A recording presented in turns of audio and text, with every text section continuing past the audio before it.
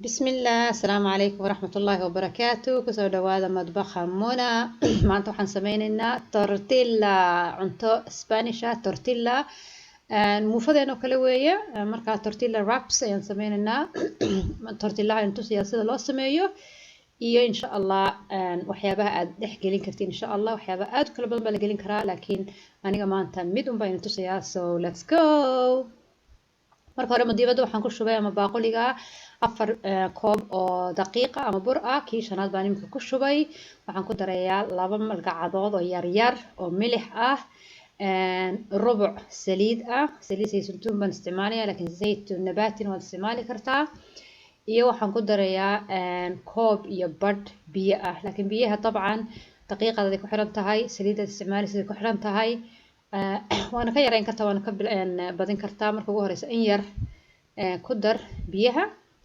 sidii ay hadii aad u baahatid aad ku ziyaadisid laakiin waxa loo baahan yahay cajiinad jileec ah oo aad u jilicsan biyahuna waa biyo kulul tortillaha ay macaaneenaysaa marka biyo kulul baan ku haynayaa saa darteed baan malgacad marka hore ku walaaqaya ama qaado markii biyuhu yara qaboobaan oo isdhex galaan daqiiqdo ayaan gacanta ku xashayaa waxaan xashayaa muddo 5 daqiiqadood ah mashiinka haddaa haysatidna waaba dhaqso oo 2 daqiiqadood baad ku xashi kartaa si fiican markaan u xasho tortillaha waan dhigaynaa waxaan ku duubaynaa maro kitchen towel ama waxaad ku dabooli kartaa baaquliga ku dayn kartaa bac iyo marana dusha ayaad kaga dhigi kartaa imika waa kan waad arki doontiin cajiinku jileec weeye wakaas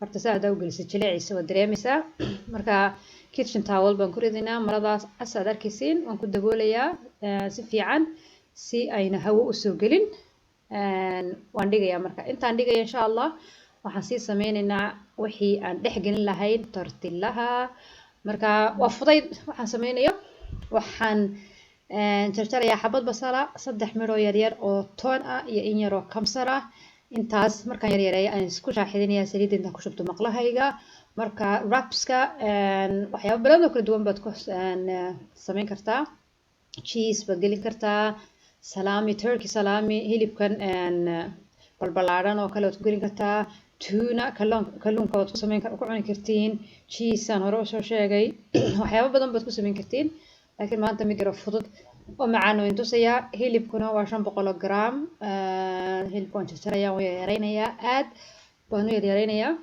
kadibna intaasaan isku shaaxidinayaa kadibna waxaan ku darayaa spiceskii ama buharaadkii ama xawaashyadii baan ku darayaa intaasna daawasho wacan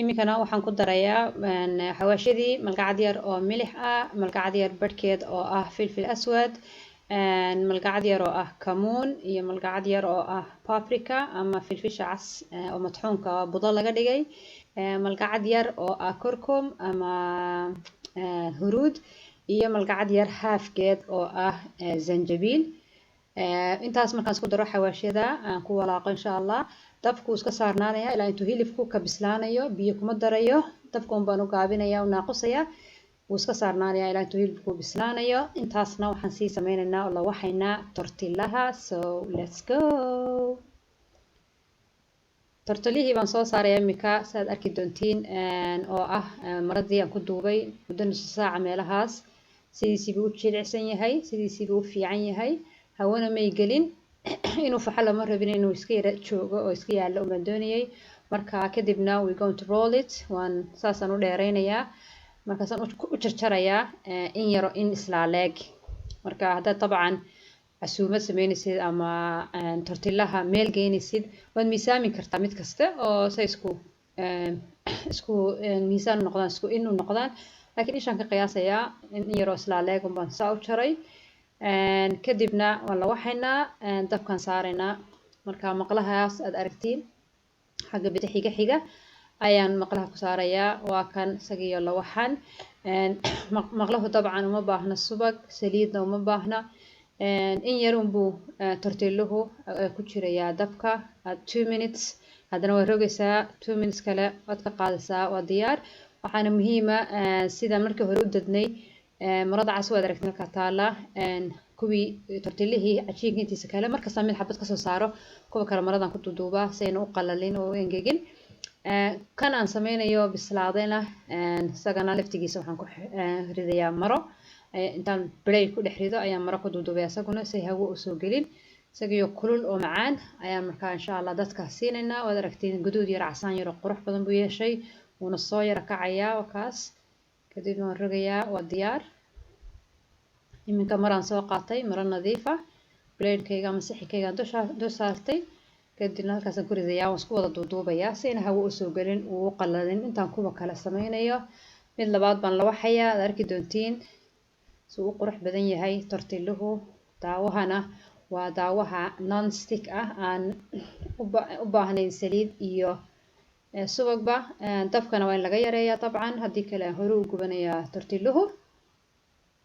wakaas kii kalena walaa quruxda sameyd ay lama aragtiin. kulligood marka saa wada sameeyo tortillahan diyaariyo waxaan ku ridaynaa markaa tortillaha waxyaabihii macmacaanaa.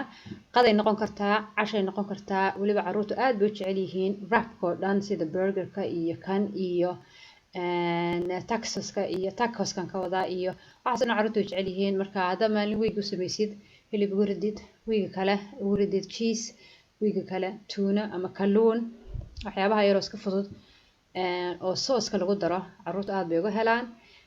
saa ini sheegay qadiya casho way noqon kartaa. wakaas tortillihii isagoo super ah, quruxdiisa waad aragtiin. kadibna waxaynu tusayaa insha Allah waxyaabihii aan ku dardarayay. dabcan soos waxaad uga dhigi kartaa waxa aad doonaysid. dadku badanaa mayonnaise, ketchup iyo waxaa jirta burger sauce mid la yiraahdo. adu waxyaabo kala duwan soosas badan ayaa dadku isticmaalaan. anigu maanta oo taan isticmaalay waad arki doontiin. oo ka hilibkii oo diyaar ah. waxaad kaloo aragtiin oliveska ama zaytuunka laba kala duwan. bahalkan cadna waa Turkish yogurt, horaan isu sameeyay channelka, waad arki doontiin insha Allah. dusha ayaan kusoo qorayaa linkiga. kaasaan ku darayaa maanta anigu halkan kaga dari lahaa mayonnaise ama ketchup. kaasaan ku darayaa oo aad u macaan isaguna. horena waad samayseen haddaad channelkayga hore u aragteen insha Allah. markaas Turkish yogurt kaasaan ku darayaa. kadibna waxaan ku darayaa hilibkii. salad waxaan uga dhigayaa spinach, laakiin salad waad ku dari kartaa dabcan. tamaandho haddaad jeceshahay, khiyaar haddaad jeceshahay, waxyaabo badan oo kala duwan. mayska waad ku dari kartaa. wrapka filka waxaad doontid baad ka dhigan kartaa. anigu laakiin hilibka iyo intaas ayaan ku darayaa insha Allah. markaad si fiican u rogaysidna say dhinacyada uga soo daadaadan hilibku iyo oliveska ama zaytuunku, labada dhinac ka soo laab si fiican. hal mar rog tortillaha, kadibna xoog u rog. markaas uu isku dhagayaa. talaagada waad ku ridi kartaa subaxii, waa yara diirin kartaa, waad isticmaali kartaa. so wrapkii saas ku dhan yahay. cheese-ka waad ku dari kartaa hadday carruurtu jecel yihiin, dusha waad kaga dari kartaa. marka laba siyaabood baan tusayaa. daawasho wacan. barakallahu fiikum for watching and insha Allah see you next time. Assalamu alaikum wa rahmatullahi wa barakatuh.